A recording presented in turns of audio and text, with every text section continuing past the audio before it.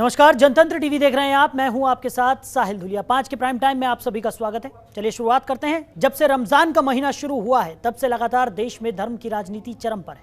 कहीं कुरान के विरोध में लाउड स्पीकर पर हनुमान चालीसा बजाई जा रही है तो कहीं इसके विरोध में रैलियां निकाली जा रही हैं। महाराष्ट्र में राज ठाकरे के बयान के बाद शुरू हुआ पूरा विवाद इस कदर बढ़ गया है कि यूपी से लेकर दिल्ली, राजस्थान, मध्य प्रदेश समेत देश के विभिन्न हिस्सों में इसकी गूंज है। दिल्ली में तो दोनों धर्म आमने सामने तक आ चुके हैं और जमकर बवाल मचा था। राजस्थान के करौली और मध्य प्रदेश के खरगोन में भी ऐसा ही देखने को मिला, जहां शोभा यात्रा के दौरान दोनों पक्ष आपस में भिड़ गए और अब इसमें नया नाम सपा की नेता रुबीना खानम का जुड़ गया है, जिन्होंने विवादित बयान दिया है। अलीगढ़ में समाजवादी पार्टी की नेत्री रुबीना खानम ने धमकी देते हुए एक धर्म को चुनौती दी कि मुस्लिम समुदाय को छेड़ने की कोशिश न की जाए। अगर ऐसा हुआ तो हम महिलाएं मोर्चा संभालेंगी और मंदिरों के आगे बैठकर अपनी कुरान का पाठ शुरू कर देंगी। मामले का वीडियो सामने आने के बाद पुलिस ने सीओ रुबीना खानम के खिलाफ एफआईआर दर्ज कर ली है। वहीं सपा नेता के बयान पर बीजेपी हमलावर हो गई है, लेकिन बड़ा सवाल उठता है कि आखिर लाउड स्पीकर को लेकर शुरू हुई जंग किस तरह धार्मिक विद्वेष में बदल गई है। इससे पहले रुबीना खानम ने कर्नाटक के हिजाब प्रकरण में विवादित बयान दिया था। उन्होंने कहा था कि हिजाब पर हाथ डालने वालों का हाथ काट देंगे। अगर बहन बेटियों के आत्मसम्मान पर हाथ डालेंगे तो हम झांसी की रानी और रजिया सुल्तान बनकर उनके हाथ काट डालेंगे।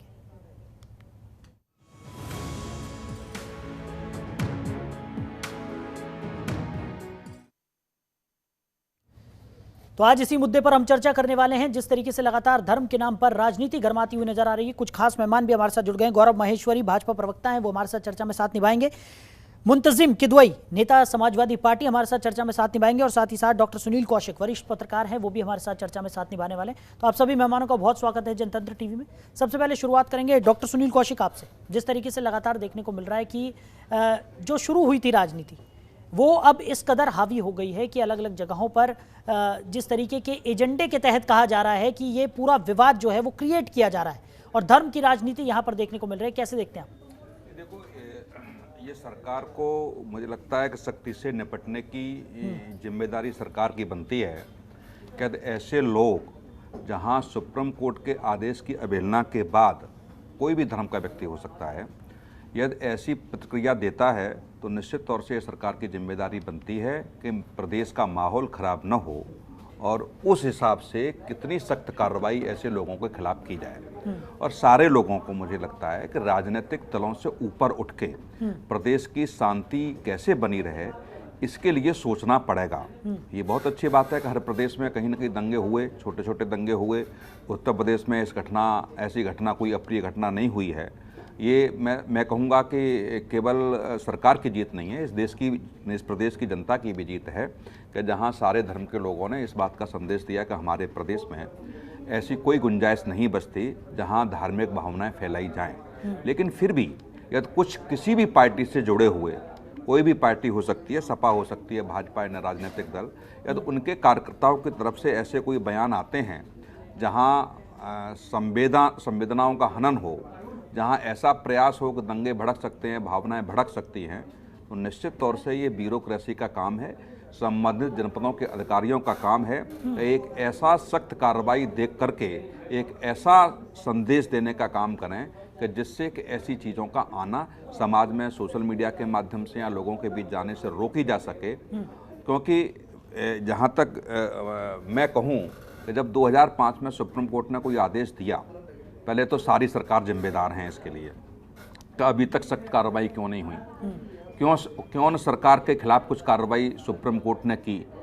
लेकिन यह ठीक है, जब जागो तभी सवेरा, यदि ऐसा कुछ है, क्योंकि मैंने कई बार देखा है कि यदि सुबह अजान होती है 4 बजे के आसपास या रात को लेट होती है, तो वो जो आसपास के लोग रहने वाले हैं, बुजुर्ग हैं, बच्चे हैं, जिनको तकलीफ होती है, वो किसी भी धर्म से हो सकते हैं, मुस्लिम धर्म से भी हो सकते हैं, हिंदू धर्म से भी हो सकते हैं। जब छोटे बच्चों को सुबह जगा दिया जाता है या जिनको ब्लड प्रेशर की बीमारी है, जो घर में बुजुर्ग हैं, यदि वो सुबह जाग जाते हैं, तो ये सब मानते हैं इसको कि निश्चित तौर से कहीं ना कहीं गलतियाँ हो रही हैं। और दूसरा, धर्म कहीं नहीं सिखाता, किसी का धर्म ये नहीं सिखाता कि हम अपनी आस्था के लिए किसी और को परेशान करने का प्रयास करें। हाँ, आपकी जिम्मेदारी बनती है, धर्म से जुड़े हुए हैं, लेकिन एक जो सुप्रीम कोर्ट ने रूलिंग कर दी है कि इससे ज़्यादा आवाज़ न हो, जिसकी समय सीमा, तरंगों की समय सीमा निर्धारित कर दी है, सारे पक्षों की जिम्मेदारी बनती है कि सुप्रीम कोर्ट ने सारी बहस के बावजूद, सारी चीज़ें सुनने के बावजूद ये निर्णय दिया होगा। इसलिए विश्वास बनाए रखने का और उसका पालन करने का हर व्यक्ति,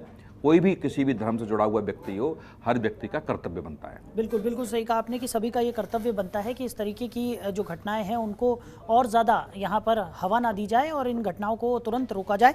और वहीं समाजवादी पार्टी की नेत्री रुबीना खानम ने जिस तरीके की धमकी दी है उससे और ज़्यादा माहौल यहाँ पर गर्माता हुआ नजर आ रहा है। एक बार सुन लेते हैं उनका क्या कुछ कहना था। ये पूछना चाहती हूँ कि ये तो बेइंतहा गलत बात है। रमजान के पाक महीने के अंदर आप हमारे धर्म के कामों में आड़ लगा रहे हैं, आप अड़ंगा लगा रहे हैं। ये हमारी आस्था का मामला है। हमेशा से मस्जिदों में और मंदिरों में जो है लाउड स्पीकर लगे हुए हैं और लोग जो है अपने अपने धर्म का पालन करते हैं। और ये लोग जो है इस तरह खुलेआम सरकार इनको जो छूट दे रही हो, जो ये काम कर रहे हैं, मैं इनको ये बताना चाहती हूँ कि ये गलत है और ये बहुत गलत है। अगर तुम अपनी हरकतों से बाज नहीं आए और तुमने हमारे धर्म के मामले में आड़ लगाई तो हम महिलाओं ने भी चूड़ियां नहीं पहन रखी हैं, सैकड़ों की तादाद में महिलाएं, हम मोर्चा संभालेंगे और हम तुम्हारे मंदिरों के सामने जाकर के बैठेंगे और अपने कुरान का पाठ करेंगे। तो रुबीना खानम का ये बयान हमने सुना। गौरव माहेश्वरी भाजपा के प्रवक्ता हैं, वो हमारे साथ चर्चा में शामिल है। गौरव जी, कैसे देख रहे हैं जिस तरीके से जो भक्ति को लेकर और धर्म को लेकर जो राजनीति है वो गर्माती हुई नजर आ रही है, उसी बीच जिस तरीके का बयान यहाँ पर निकलकर सामने आया, कैसे देखते हैं आप?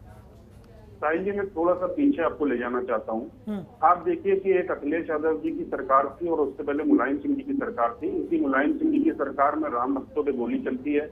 अखिलेश यादव जी की सरकार में कांवड़ यात्राएं, जो एक आस्था से जुड़ी हुई यात्रा होती थी किसी हिंदू धर्म के व्यक्ति के लिए, उस पर रोक लगाने की कोशिश की जाती थी। और पूरे चुनाव के दौरान हमने स्टेटमेंट सुने, कैसे कैसे स्टेटमेंट दिए जा रहे थे। इनका पार्टी का एक जो जिला अध्यक्ष था वो ये कहता है कि एक बार हमारी सरकार आ जाने दो, मुसलमानों के पेशाब से मैं चिराग जलवा दूंगा। और अभी हाल ही चुनाव के बाद हमने सुना शर्जील इस्लाम जो है के विधायक थे, वो एक दिन कह रहे थे कि जो भी बातों का जवाब है भारतीय जनता पार्टी का वो गोलियों से दिया जाएगा। तो मैं आपको बताना चाहता हूँ ये कोई नई बात नहीं है कि ये लोग इस तरीके के बयानबाजी कर रहे हैं। ये धार्मिक भावनाओं को भड़काने का काम कर रहे हैं, लोगों को बांटने का काम कर रहे हैं। लगातार जो हमारे देश में हमारी जनता को पूर्व की सरकारों ने सिखाया, वो फूट फूट कर उनके अंदर जो गंदगी, उनके अंदर जो मानसिकता पैदा की है, आज उसी का नतीजा है कि ये सब बातें हम लोग को सुनने को अक्सर मिल जाया करती हैं। अब मैं दूसरे पहलू पे आता हूँ। अखिलेश यादव जी की सरकार थी, आपको याद होगा बहुत अच्छी तरह, अगर मैं कुछ गलत बोल रहा हूँ तो मुझे जरूर टोक दीजिएगा, गूगल करके चेक कर लीजिए, 400 से ऊपर रिकॉर्डेड कम्युनल लाइफ थे उनकी सरकार में। आज 5 साल योगी सरकार ने उत्तर प्रदेश में बेहतरीन सरकार चलाई। एक कोई मुझे बड़ा दंगा बता दीजिए, कोई बड़ा दंगा उत्तर प्रदेश में नहीं हुआ। और सबसे बड़ी खुशी की बात है कि अभी जिस तरीके से घटनाक्रम हम लोग देख रहे हैं उत्तर प्रदेश में, आप देश के अलग अलग कोने में हमको घटनाएं देखने को मिली, लेकिन उत्तर प्रदेश में कोई ऐसी घटना नहीं हुई। उसके पीछे योगी सरकार का सुशासन था और ये तय था कि चाहे वो हिंदू वर्ग से हो, चाहे मुसलमान वर्ग से हो, चाहे सिख धर्म से हो, चाहे वो क्रिश्चियन धर्म से हो, कोई भी गलत बयानबाजी करेगा तो उसको सरकार बर्दाश्त नहीं करेगी और उसके खिलाफ एक्शन लिया जाएगा। मैं तो कहता हूँ कि जिस तरीके से बजरंग मुनि ने अगर गलत स्टेटमेंट दिया, उसके बाद उत्तर प्रदेश की योगी सरकार ने कार्रवाई की, बहुत काबिले तारीफ थी। लेकिन बहुत शर्म की बात थी कि ऑपोजिशन में बैठे लीडर जितने भी हैं, वो जब ये कार्रवाई योगी सरकार करती है तब ये नहीं कहती है कि योगी सरकार ने बहुत अच्छा काम किया। लेकिन हाँ, अगर जिस तरीके से शोभा यात्रा निकल रही है और उस शोभा यात्रा के दौरान पत्थरों को इकट्ठा कर लिया जाता है, ईंटों को इकट्ठा कर लिया जाता है, पेट्रोल बम बना के तैयार कर लिए जाते हैं और शोभा यात्रा के ऊपर पत्थर चला दिए जाते हैं, तब सारा फर्जी सेकुलरिज्म जग जाता है, तब माइनॉरिटी खतरे में आ जाती है। लेकिन तब बता दिया जाता है कि ये क्या कहते हैं, सारे हमारे लोगों के ऊपर अत्याचार हो रहा है और देश में रहने के लायक स्थिति नहीं बची है। तो मैं आज कहना चाहता हूँ कि जो डबल स्टैंडर्ड की राजनीति है, इससे ऊपर उठकर दलों को भी आना होगा और उत्तर प्रदेश की जनता को आना होगा। आप देखिए पिछले 5 साल में, मेरी बात 1 मिनट में कंप्लीट हो जाएगी। आप देखिए पिछले 5 सालों में आज योगी सरकार और प्रधानमंत्री जी के नेतृत्व में डबल इंजन की सरकार ने, चाहे वो राशन वितरण का काम किया हो, चाहे पब्लिक टॉयलेट देने का काम किया हो, प्रधानमंत्री आवास योजना के तहत मकान देने का काम किया हो, क्या कोई भेदभाव रहा कि हिंदू को दिया जाएगा या मुसलमान को नहीं दिया जाएगा, या मुसलमान को दिया जाएगा सिख को नहीं दिया जाएगा? कोई भेदभाव नहीं किया। तो जिस तरीके की ये घटनाएं हो रही है, और जो घटनाओं को बढ़ावा देने वाले पार्टी के लोग जो बैठे हुए हैं, विपक्ष के लोग, असली अपराधी ये हैं जो जनता को भड़काकर, और इनके विधायक जिस तरीके के, मैं रोवीना जी का स्टेटमेंट सुन रहा हूँ कि मंदिरों के आगे बैठकर ये करेंगे। अरे आप 5 बार आजान सुबह शाम दोपहर चलाते हैं, आज तक लोगों को तकलीफ नहीं थी, लेकिन अगर आपसे मांग की जा रही है कि सुप्रीम कोर्ट के निर्देश में जो कहा गया है उसका पालन कीजिए। आप सड़कों पे बैठकर रोजा इफ्तार कर लेते हैं, आप नमाज पढ़ लेते हैं, आज तक नहीं आपको बोला गया। लेकिन अगर कुछ लोगों को दिक्कत हो रही है और जनता को उससे दिक्कत है और सुप्रीम कोर्ट कह रहा है कि आप उसको पालन करते हुए व्यवस्था के अंतर्गत काम कीजिए, तो इसमें परेशानी किस बात की है? ठीक है, इसका जवाब मुंतजिम जी ढंग से दे पाएंगे। बड़ी कार्रवाई होनी चाहिए। ठीक है मुंतजिम जी, आपकी बारी है। जिस तरीके से लगातार आपने सुन लिया तमाम तरीके की बातें यहाँ पर गौरव जी ने भी कही, और जिस तरीके का बयान यहाँ पर रुबीना जी ने दिया है, और जिस तरह के उपद्रव की हम बात कर रहे हैं, क्या ऐसा नहीं लगता कि इस तरीके का बयानबाजी करना ठीक नहीं है ऐसे समय में? देखिए, सबसे बड़ी बात यहाँ पर आकर के टिकती है कि शुरुआत कहाँ से हो रही है। अभी माननीय भाजपा के प्रवक्ता जी ने मुझसे कहा कि सुप्रीम कोर्ट के ऑर्डर थे। सुप्रीम कोर्ट ऑर्डर क्या थे, ये पहले तो ये सुन लीजिए। सुप्रीम कोर्ट के ऑर्डर ये नहीं है कि मस्जिद में जाके हनुमान चालीसा कहेंगे, या फिर सुप्रीम कोर्ट के आदेश नहीं थे कि चौराहे पे आप हनुमान चालीसा बजा सकते हैं। शुरुआत कहाँ से होती है? लाउड स्पीकर की अगर आवाज़ अगर आपको तेज़ लगती है तो आप एक जो सुप्रीम कोर्ट ने जो एक वॉल्यूम निश्चित कर रखी है, आप उस पर टेस्टिंग कराइए। अगर ज़्यादा जाती है तो आप शिकायत करिए प्रशासन से। ये नहीं हो सकता है कि आप जो है ना लाउड स्पीकर उतारने की बात कर देंगे। ये तो आप कानून के साथ साथ कोर्ट की बात भी नहीं मान रहे हैं। और रही बात अजान की, अजान आज से नहीं सैकड़ों हजारों साल से दी जा रही है। और रही बात रुबीना खानम जी की, मैं कहना चाहता हूं कि उससे पहले उन लोगों पे कार्रवाई होनी चाहिए, मुकदमा दर्ज होना चाहिए। क्या भाजपा सरकार केंद्र और प्रदेश ने जहां जहां पर हैं वहां उन्होंने मुकदमे दर्ज कराए? जिन लोगों ने शुरुआत करी माइक हटाने के लिए, लाउड स्पीकर हटाने के लिए, शुरुआत कहां से की? अगर रुबीना खानम जी ने ये कह दिया कि हम कांशी मंदिरों के सामने कहेंगे, इसके खिलाफ मुकदमा दर्ज हो गया, अच्छी बात है। लेकिन उन लोगों के खिलाफ मुकदमा क्यों नहीं दर्ज हुआ जो लोग लाउड स्पीकर उतारने की बात करते हैं? क्योंकि ये ऐसा लगता है कि भाजपा एक तरफा दबाव में काम कर रही है। भाजपा जो है ना मुस्लिम अल्पसंख्यकों को दबाने का काम कर रही है, और कहीं ना कहीं अपनी बात ना रख पाए लोग, इसीलिए मुकदमों का सहारा लेकर के उनको बेबस किया जा रहा है। और ये रही बात, आपको बता दूं सुप्रीम कोर्ट की, आपका बात कर रहे हैं, आपको बता दूं ऐसी जने कितनी ऐसी शोभा यात्रा निकली जहां मुस्लिम समाज ने फूल की वर्षा की है, अच्छाई आपको नजर नहीं आती। ठीक है, धर्म के नाम पर राजनीति करके आप लोग अपना और देश का दोनों का जो है ना जीवन बर्बाद कर रहे हैं। और देश की बर्बादी में सबसे बड़ा हाथ इन्हीं लोगों का होगा जो महंगाई को, नींबू 300 रुपए किलो हो गया, पेट्रोल 100 से पार हो गया, डीजल 100 के करीब पहुंचने वाला है। इन मुद्दों पे कोई भी चर्चा नहीं हो रही है, सिर्फ हिंदू और मुसलमान के ऊपर चर्चाएं की जा रही हैं, अजान के ऊपर चर्चा की जा रही है, कभी जय श्री राम पे चर्चा की जाती है। मैं ये कहता हूं कि आप भी गायत्री मंत्र थे, ओम बुर्भुर साहब तस्वीर वर्गो देवस्य धीमहि धियो यो नमः प्रचोदयात्, और हम भी अपने ला इलाहा इल्लल्लाह मुहम्मदुर रसूलुल्लाह सल्लल्लाहु अलैहि वसल्लम पढ़ लें। कहीं नहीं कहीं आपको भी मन की शांति मिलेगी और हमें भी मन की शांति मिलेगी। हम अलहम्दुलिल्लाह शरीफ पढ़ लेते हैं, आप हनुमान चालीसा पढ़ लें। लेकिन ऐसा कौन सा धर्म बताता है, कौन सी ऐसी किताब में लिखा है कि अगर कोई बंदा इबादत कर रहा है, कोई अपना प्रार्थना कर रहा है, तो उसके सामने आप जा करके कि लाउड स्पीकर आप लगाएंगे तो हम भी चालीसवां तब सुनेंगे, जब आप अजान बंद कर दोगे तो हम हनुमान चालीसा नहीं सुनेंगे? ये एक अजीब सी बात नहीं लगती है?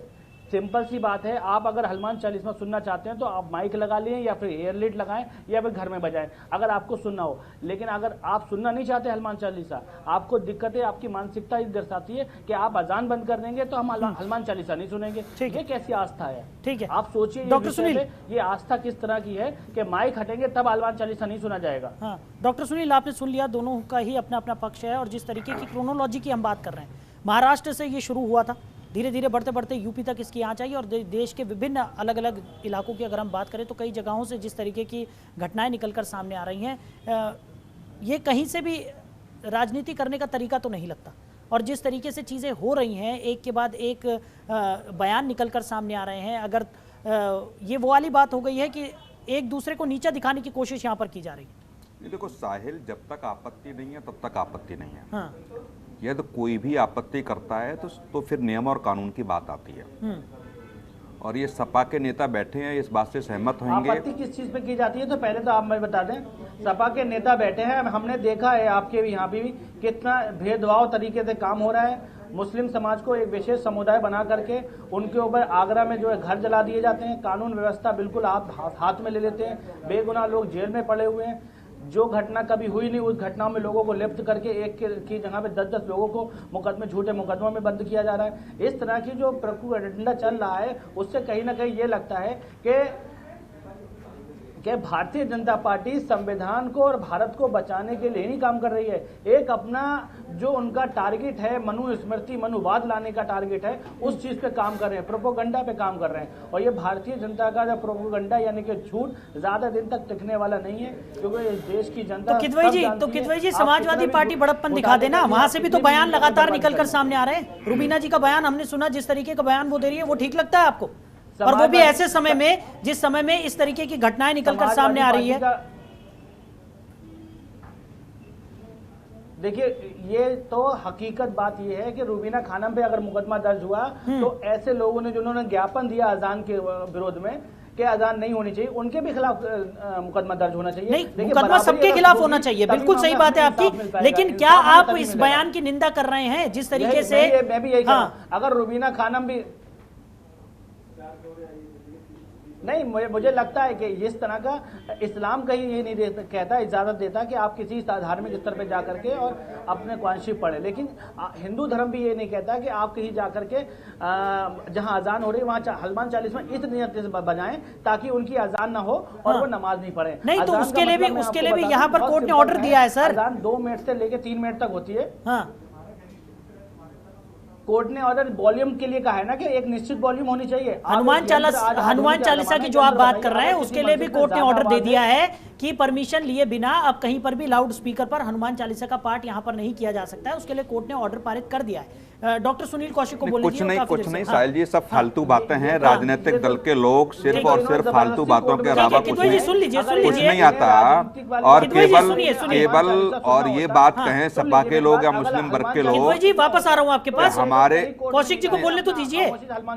ठीक है कौशिक जी, सिर्फ ये इस चीज से आप नहीं बच सकते कि हमारे खिलाफ कार्रवाई हो रही है तो हम मुस्लिम है तो क्यों हो रही है। जो व्यक्ति अपराध करेगा, चाहे मुस्लिम हो चाहे हिंदू हो, कार्रवाई होगी। बिल्कुल, कानून सबके लिए निश्चित तौर से। और हर व्यक्ति ये कहने लगे कि सिर्फ मैं मुसलमान हूं मेरे, अब सुन लीजिए ना आप, अरे सुन लीजिए, आप थोड़ा सा धैर्य रखिए। क्या अजान शुरू पहले हुआ कि लाउड स्पीकर शुरू हुआ? यदि इसी बात पे जिम्मेदारी है तो क्या लाउड स्पीकर की आविष्कार से पहले अजान नहीं होती थी क्या? दूसरी बात, आप अजान करिए। इस बात से किदवई, अरे सुन लीजिए ना आप, किदवई ये कह रहे हैं कि अपना कान में लगा करके सुन लें हनुमान चालीसा, तो आप भी कान में लगा करके उसको अजान को करिए। कोई व्यक्ति जिसको पता नहीं कि सुबह कितने बजे अजान होती है, क्या रोज सुबह शाम 4 बार बुलाने की आवश्यकता पड़ेगी क्या उसको? जो धर्म से संबंधित है, जिसको आस्था है, उसको पता है कि इतने बज करके इतने मिनट पर अजान की जाती है, तो वो अपने आप पहुंचेगा। लेकिन आप उसको आवाज देके बुलाएंगे और सारी चीजें रखेंगे, मैं इससे सहमत नहीं हूं।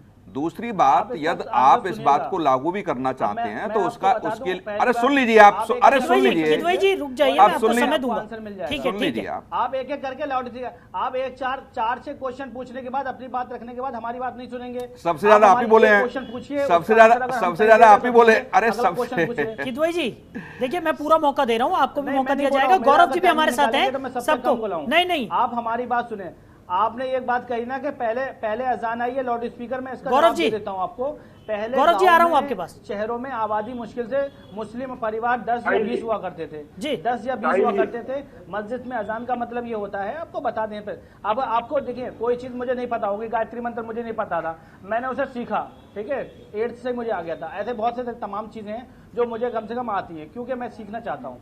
ऐसे आप भी अजान के बारे में मैं बताऊंगा तो हो सकता है कुछ आपको समझ में आ जाए। अजान का मकसद ये नहीं होता है कि लोग कह रहे हैं कि एक में आचार्य जी थे, वो कह रहे हैं कि अल्लाह या ईश्वर बहरा है, जो आप लोग ये किसने कह दिया? ये सब फालतू बातें आप पकड़ रहे हैं। ये कोई मतलब होता है किसने क्या कहा? अभी जिस पर डिबेट चल रही है कि अल्लाह बहरा, ये सब चीजें नहीं है। गायत्री मंत्र का उच्चारण का मतलब ये है कि जब सुबह आप आवाज लगाते हैं और जो रोजाना के लोग हैं उनको पता नहीं क्या टाइमिंग उसकी होती है। मेरे पास इसकी रिकॉर्डिंग नहीं, कोई रिकॉर्डिंग, ठीक है, कुछ लोगों ने कह दिया होगा तो वो एक अलग बात है, वो ठीक बात है आपको, लेकिन उससे इसका कोई लेना देना नहीं है। है। जब सुप्रीम कोर्ट ने सारा कुछ सुनने के बाद कोई निर्देश कर दिया तो उसका पालन करना पड़ेगा। सभी की जिम्मेदारी बनती है, बिल्कुल जिम्मेदारी बनती है। आप इससे नहीं बच सकते कि हमारा धर्म है, मुसलमान सब कुछ करेंगे। जी सुन लीजिए, ये नहीं बनती है। ठीक है किदवई जी, हम समझ गए आपकी बात को, लेकिन यहाँ पर बात आ रही है कि सुप्रीम कोर्ट ने अगर कोई आदेश पारित किया है तो सबकी जिम्मेदारी बनती है कि उसका पालन किया जाए। ठीक है, अब गौरव जी को मौका दे देते हैं क्योंकि समय कम है हमारे पास। किदवई जी आप अकेले नहीं बोलेंगे ना। ये निंदा, हाँ ये निंदा करते हैं। मैंने बताइए, मैं आपको बता दूं सर, आप मुझे मालूम है, एक ये इनसे क्वेश्चन पूछना चाहता हूं कि ये निंदा करेंगे जो लाउड स्पीकर के सुप्रीम कोर्ट के खिलाफ ये जा रहे हैं, तो हनुमान चालीसा बजाएंगे मस्जिदों के सामने, ये इसकी निंदा करते हैं। ये कहां सुप्रीम कोर्ट में लिखा है कि मस्जिद के सामने लाउड स्पीकर नहीं बजाओगे? ये सुप्रीम कोर्ट ने कहां लिख दिया? साहिल जी गौरव जी आप अपनी बात रखिए जल्दी से, ये लिख दिया है। काफी देर से गौरव जी सबको सुन रहे हैं। ठीक है गौरव जी बोलिए। सुप्रीम कोर्ट ने ये लिख दिया है कि मस्जिद के सामने नहीं लिखा है तो वो अपने हिसाब से जो आप कर रहे हो वो कर रहे हैं। गौरव जी जल्दी अपनी बात रखिए, समय कम है। साहिल जी पहले सबको शांत करें, सबको मैं अपनी बात रख पाऊंगा। हाँ आप बोलिए, सुन रहे हैं हम आपको। नहीं साहिल जी ऐसे डिबेट नहीं हो पाएगी। किदवई जी आप शांत हो जाइए, सुन लीजिए, गौरव जी को भी बोलने का मौका दीजिए, बोलिए। देखिए साहिल जी, मैं जनसन टीवी पे पहले भी डिबेट कर चुका हूँ, लेकिन आज जिस तरीके से डिबेट हो रही है मुझे बड़ी हैरानी हो रही है कि मतलब समाजवादी पार्टी के प्रवक्ता बैठे हैं, उनका टर्न आ रहा है अपनी बात बोले और दूसरे का टर्न आ रहा है तो उसकी बात सुने। जी, ठीक बात है, नहीं सुनना बोलिए। चाहते हैं, इस तरीके से डिबेट नहीं हो सकती है। ठीक है गौरव जी अपनी बात रखिए। और हमारे साथ वरिष्ठ पत्रकार बैठे हुए हैं, हमारे बीच वरिष्ठ पत्रकार बैठे हैं, सुनील जी वो बोल रहे हैं, उनकी बात भी आप काट रहे हैं। अरे बात सुनने की हिम्मत तो रखिए, आप ही बोलते रहेंगे क्या डिबेट पे खाली? साहिल जी ऐसा है, जी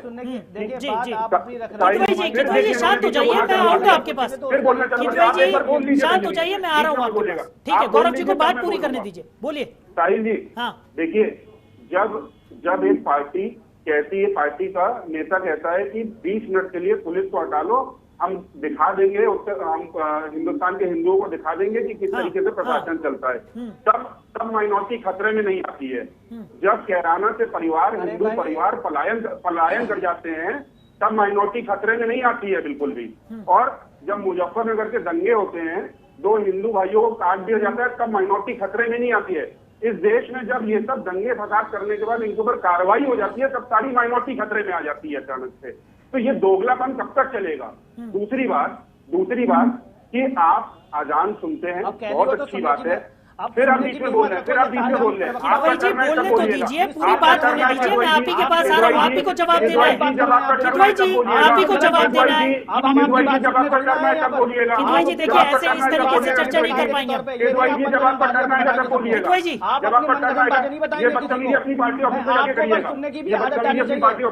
जी मैं आपके पास आ रहा हूँ, आप अपनी बात रखिएगा, उनको पूरी तो करने दीजिए अपनी बात। देखिए मुझे मजबूरन आपकी आवाज म्यूट करवानी पड़ेगी। किदवई जी मैं ऐसे ही आपको परेशान करूंगा, जब आपका टर्न आएगा तो ऐसे ही परेशान करूंगा मैं आपको। या तो मेरी बात कंप्लीट हो जाने दीजिए, इस तरीके से नहीं। गौरव जी शांत हो जाइए, मैं बोल रहा हूँ। गौरव जी ठीक है, किदवई जी दंगे फसाद की धमकी दे रहे हैं, उनके ऊपर कार्रवाई नहीं हो रही है। अरे जब आपका टर्न आएगा तब बोलिएगा ना। किदवई जी सुन लीजिए, किदवई जी सुन लीजिए, जवाब आपको ही देना है, जवाब आपको ही देना है, मैं आ रहा हूँ आपके पास। कौन सुनेगा बताइए? उनके सामने करिएगा। साहिल जी कैसे पैनलिस्ट को बुला लेते हैं जिसके अंदर बहर रही है? ठीक है गौरव जी आप जल्दी से अपनी बात पूरी कीजिए। किदवई जी मुझे मजबूरन आपकी आवाज म्यूट करवानी पड़ेगी। अब देखिए इन्होंने मुस्लिम इलाका और हिंदू इलाका डिफाइन कर दिया है। आप हमारे इलाके नहीं आ सकते। अरे भैया आपका कौन सा इलाका हो गया? मस्जिद के सामने से शोभा यात्रा निकलेंगे, आप पेट्रोल बम डाल देंगे, आप गोली चला देंगे, डंडे चलवाएंगे, पत्थर चलवाएंगे। आपने अपना इलाका डिफाइन कर लिया है कि मस्जिद के सामने से शोभा यात्रा नहीं कर सकती है। कौन सा इलाका? हिंदुस्तान सबका था, सबका है और सबका रहेगा। हिंदुस्तान जितना हिंदुओं का भी है, जितना आपका है उतना हिंदुओं का है, हिंदुओं का रहेगा और आने वाले टाइम पर रहेगा। आप इलाका को डिफाइन करने वाले कौन होते हैं कि आपकी मस्जिद के सामने से शोभा यात्रा नहीं कर सकती है? चलिए ठीक है किदवई जी, बेरोजगारी के ऊपर चर्चा ठीक है किदवई जी, महेश्वरी जी शांत हो जाइए, दोनों शांत हो जाइए। आपको सिर्फ धर्म के कभी इस तरीके से चर्चा नहीं चल पाएगी। कुछ आता नहीं है। माइनॉरिटी वाले स्टेटमेंट के दोगलेपन को आप अधूरी इधर की बातें करेंगे तो महंगाई बेरोजगारी पे आ जाते हैं, महंगाई बेरोजगारी पे आ जाते हैं। ठीक है किदवई जी, महेश्वरी जी आपकी आवाज अब तक ठीक ढंग से नहीं पहुंच पा रही है, आप जिस तरीके से चिल्ला रहे हैं दोनों ही जने। आप काम की बात नहीं करते, बताइए। महेश्वरी जी शांत हो जाइए। साहिल जी कितने मतलब गलत तरीका है मेरा टर्म का बोलने का, चिल्लाए जा रहे हैं। ये टीवी डिबेट किदवई जी, मैं आपसे बार बार रिक्वेस्ट कर रहा हूँ, आप बात पूरी सुन लीजिए, उसके बाद मैं आप ही के पास आ रहा हूँ, आप ही से जवाब लेना है मुझे। ये कौन सी तरीके से डिबेट कर रहे हैं? बहुत कम समय बचा है, बहुत कम समय बचा है। किदवई जी, मैं आ रहा हूँ आपके पास। इस तरीके से ना आपकी बात हम तक पहुँच रही है, ना ही माहेश्वरी जी की बात हम तक पहुँच रही है। डिबेट में पार्टिसिपेट नहीं करूंगा इस तरीके से, इसको चुप कराइए। किदवई जी, 10 मिनट बचा है, मेरे को बोलने दीजिए पहले। तो मेरा कहना है कि जब इनके पीसीआर इनकी आवाज म्यूट कर दीजिए, ठीक है किदवई जी, मुझे मजबूरन आपकी आवाज म्यूट करवानी पड़ेगी। करोगे भाई? ठीक है किदवई जी, ऐसी बदतमीजी कब तक? ठीक है माहेश्वर जी, अपनी बात पूरी कीजिए जल्दी, हमारे पास बहुत कम समय। जब इनकी माइनॉरिटी के दोगलेपन को एक्सपोज किया जाता है तो ये लोग इस तरीके से डिबेट में परेशान होकर डिबेट को डिस्टर्ब करना चालू कर देते हैं। और दूसरी चीज ये 13 ठीक है माहेश्वर जी, देखिए समय कम है, जल्दी जल्दी। मस्जिद के सामने से शोभा यात्रा नहीं निकलेगी हमारे, मेरा इलाका तेरा इलाका, ये किसने डिफाइन कर दिया? पूरे देश में जितने लोग रहते हैं सारे इलाके उनके थे, उनके हैं और उनके रहेंगे। लेकिन अगर शोभा यात्रा निकलेगी तो तैयारी के साथ छत पर रखे हुए पेट्रोल बम और पत्थर, और तो और जब उसका आरोपी पकड़ा जाता है तो पुष्पा फिल्म का डायलॉग हाथ चलाकर गले से दिखा के जाता है कि पुष्पा झुकेगा नहीं। उससे आपने एक ही बार बुराई की या नहीं की, मेरे को बताइए। तो आप तैयारी करेंगे बम के गोले चलाने की, पत्थर चलाने की, लाठी चलाने की, और आपकी मस्जिद के सामने से निकल जाएगी शोभा यात्रा, तो आपको परेशानी होगी। ये दोगलापन बिल्कुल नहीं चलेगा। माहेश्वरी जी, समय कम है हमारे पास, डॉक्टर कौशिक जल्दी अपनी बात रखें। बिल्कुल, इस देश में संविधान से ऊपर कोई नहीं है। संविधान के हिसाब से देश चलेगा। जितनी भी धार्मिक भावनाएं, धार्मिक पुस्तकें, धार्मिक मान सम्मान की जो बात है, वो सब मुझे लगता है कि दूसरे नंबर पर आ जाती है। सबसे बड़ा हमारा इस देश के लिए संविधान है। कोई भी धर्म हो, कोई भी आस्था हो, संविधान से ऊपर उठ के कोई नहीं है। जो भी नियम कानूनों का उल्लंघन करेगा उस पर कड़ी से कड़ी कार्रवाई करने का काम सरकार का है। और सरकार इस बात से कभी नहीं हिचकना चाहिए कि वो मेरा पक्ष और तेरा पक्ष है। जो गलत है, चाहे वो हिंदू हो चाहे मुस्लिम हो, मुझे लगता है एक संदेश देने के लिए सरकार को कड़ी से कड़ी कार्रवाई करनी चाहिए। बिल्कुल बिल्कुल सही कहा आपने। और सभी मेहमान हमारे साथ जुड़े हुए थे, समय की कमी के चलते इस चर्चा को हमें यही विराम देना होगा। आप सभी मेहमानों ने अपना कीमती समय हमारे साथ साझा किया, इसके लिए आप सभी का बहुत शुक्रिया। तो मजहब नहीं सिखाता आपस में बैर रखना। मजहब के नाम पर जिस तरीके की राजनीति देखने को मिल रही है, महाराष्ट्र से ये राजनीति शुरू हुई, यूपी तक पहुंची और उसके बाद अब अलग अलग जगहों से जिस तरीके की तस्वीरें निकलकर सामने आ रही हैं, उसने सभी को ये सोचने पर मजबूर कर दिया है कि क्या प्रशासन और कानून व्यवस्था से ऊपर ये धर्म की राजनीति होती जा रही है। क्योंकि लगातार जिस तरीके की तस्वीरें निकलकर सामने आ रही हैं वो सभी को विचलित कर रही हैं। और संविधान से ऊपर कुछ नहीं है, कानून से ऊपर कुछ नहीं है। तो सभी की जिम्मेदारी बनती है कि कानून का पालन करें, संविधान का पालन करें और तमाम जो ये घटनाएं हैं इन पर अंकुश लगाया जाए। तो फिलहाल इस खास पेशकश में मेरे साथ इतना ही। आप बने रहिए और देखते रहिए जनतंत्र टीवी। नमस्कार। खबरों के निष्पक्ष विश्लेषण के लिए सब्सक्राइब करें Jantantra TV and press the bell icon. Never miss any update.